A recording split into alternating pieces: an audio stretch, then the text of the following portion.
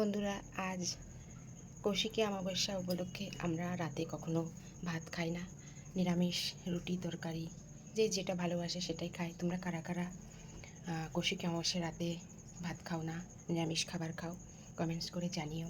দেখো আমি কি রান্না করতে চলেছি। পনির করব, সব গুছিয়ে নিয়েছি, নিরামিষ পনির। ঠিক আছে, বাকিটা হলে তোমাদের দেখাবো। কড়াইয়ে তেল দিলাম, যেহেতু চিলি হবে সেহেতু একটু তেলটা বেশি লাগবে। ঠিক আছে, তেলের মধ্যে একটু নুন দিলে তেলটা ছিটকায় না তরকারি দিলে। এবার দেবো ক্যাপসিকামগুলো দিয়ে দেবো।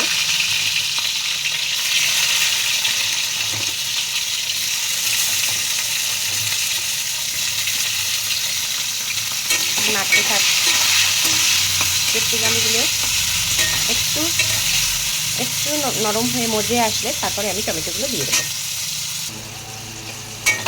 আমার ক্যাপসিকাম নরম হয়ে এসছে একটু, এবার আমি টমেটোগুলো দিয়ে দেবো।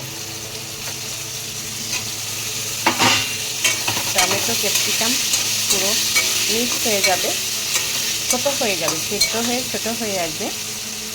ঠিক আছে, হতে থাকুক ততক্ষণ। দেখি আমার টমেটো ক্যাপসিকাম ব্যাস গলে গেছে। দেখো বন্ধুরা কত সুন্দর গলেছে। ঠিক আছে, গলে গেছে। এবার আমি এর মধ্যে একে একে সব দিয়ে দেব। লঙ্কা কুচি, সয়া সস,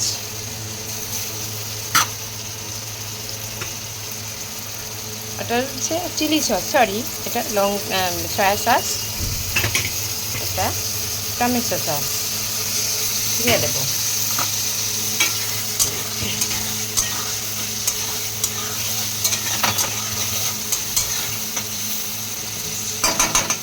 দিয়ে আমি একটু ঢাকা দিয়ে রাখবো।